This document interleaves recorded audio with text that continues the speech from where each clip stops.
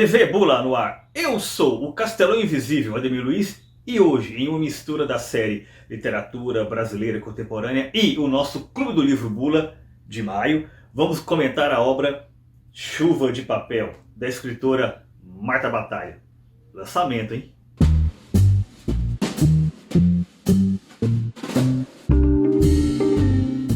O Brasil é o país do futuro. Bom, um futuro que nunca chega. Mas embora, apesar de estarmos sempre na UTI, a nossa literatura vai bem, obrigado. E muito graças às nossas escritoras. Temos uma safra muito boa, muitas autoras interessantes, criativas, produzindo obras relevantes. Alguns exemplos aqui. Carol Benzimon, Cíntia Moscovitch, Aline Bey, Andréia Del Fuego, Carla Madeira e, na literatura de gênero, Patrícia Mello. E neste cenário, um dos nomes que mais se destacam é a premiadíssima e traduzida em dezenas de países, Marta Batalha, que em 2016 lançou A Vida Invisível de Eurídice Guzmão, que rendeu um belíssimo filme estrelado por nossa diva Fernanda Montenegro.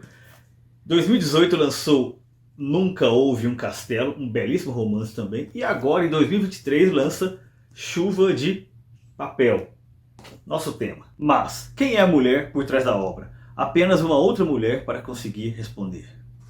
Alexia, quem é Marta Batalha? Marta Mamed Batalha é uma escritora e jornalista brasileira. Marta Batalha nasceu em Recife e cresceu no Rio de Janeiro. Estudou na PUC-Rio, onde fez jornalismo e mestrado em literatura brasileira.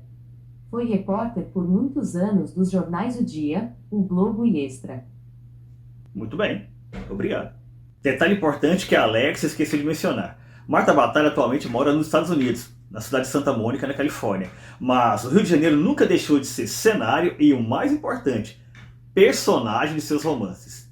Inclusive, o título do livro, Chuva de Papel, se refere a uma tradição carioca, uma antiga tradição carioca, que é a seguinte: no final do ano, no Réveillon, do alto das janelas ali do centro da cidade, chovia papel, que era o quê? Que eram os documentos descartados dos escritórios que eram lançados no ar, né, como uma espécie de celebração coletiva, se despedindo do ano que foi e dando boas-vindas ao ano que chegava. Chuva de Papel. Aparece aqui na página 145. Mas, afinal de contas, sobre o que é Chuva de Papel? O livro ele não tem epígrafe, mas se tivesse, eu diria que poderia ser De perto, ninguém é normal. Caetano Veloso. Talvez ali com acréscimo. E olhando bem, talvez todo mundo seja pelo menos um pouquinho excepcional. Mas, sem muito spoiler, porque o livro é um lançamento, do que trata o enredo.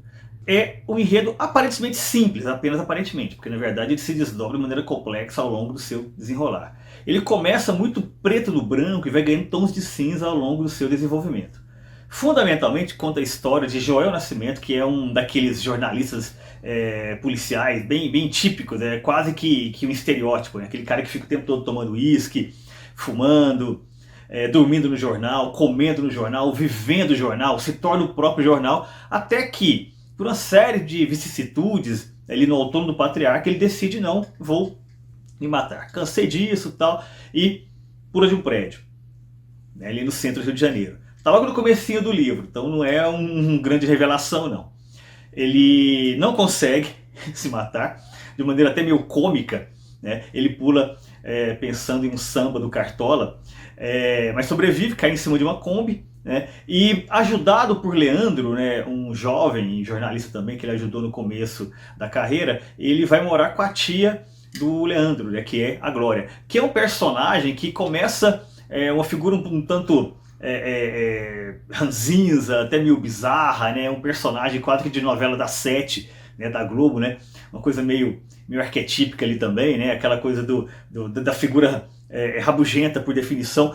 Porém, esses dois personagens convivendo ao longo da pandemia do Covid vão se desdobrando de maneira extremamente complexa, né, e se relacionando e se descobrindo, né, e o grande elemento do livro, o grande barato do livro é exatamente isso: mostrar como se deu esse encontro. Duas pessoas que não tem nada a ver, aparentemente, se vendo forçadas a conviver. Mas não se engane, isso também é apenas o começo.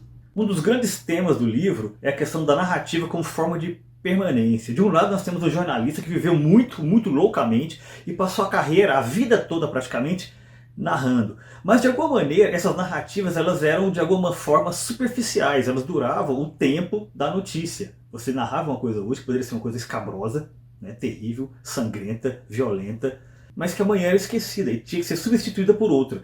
E do outro lado você tinha uma mulher que, em princípio, entre aspas, viveu pouco, mas que construiu uma vida mental extremamente rica, contrapondo-se àquele seu cotidiano que de alguma maneira era parado, mas que na imaginação voava. E neste caso voava literalmente. Ou não voava, porque não voou, mas voou. Estes voos ou não voos, a partir sobretudo da metade da narrativa, quando acontece uma grande virada, que eu não vou contar qual é, leia o livro para saberem, se desdobra na necessidade de se construir aí sim uma narrativa de permanência, uma narrativa duradoura, de construção e cristalização da memória. E portanto a narrativa que tem fundamentalmente um aspecto literário.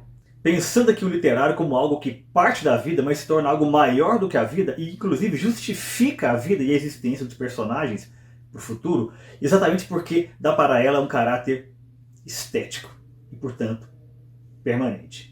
Não é uma notícia do dia que será esquecida amanhã. Mas não pense que o Chuva de Papel é um daqueles livros cheios de literalices, né, com muita retórica e pouca literatura, como diria o Gorgel. Não. Em suas palestras aqui no Brasil, fazendo a turnê de lançamento do Chuva de Papel, a Marta Batalha comentou em certa ocasião um conselho que recebeu do Luiz Schwartz, que é o editor da Companhia das Letras, que foi basicamente o seguinte, se bem me lembro. Tome cuidado para não encher a narrativa de beleza excessiva. O que significa isso? É aquela história, né? Você tem história para contar, você tem um enredo para desenvolver.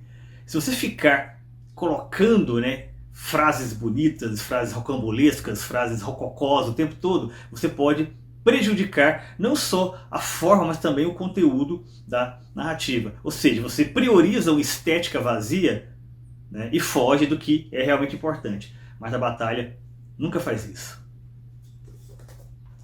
Valeu, Luiz. E é muito interessante como, apesar de não linear, a história, a narrativa de Chuva de Papel é bastante fluida. Marta Batalha vai e volta no tempo, fala do período da pandemia, fala do regime militar, fala do começo da redemocratização, trata do passado dos personagens, tal, mostra todo o cenário, porém, quando você menos espera, está lá.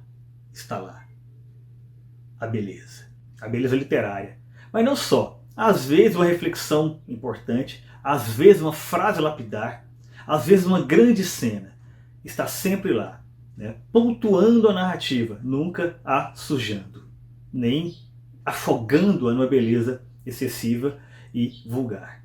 E talvez o maior exemplo disso, vou dar apenas uma dica sem revelar muito, se passa em uma escadaria e com participação especial do Espírito Santo.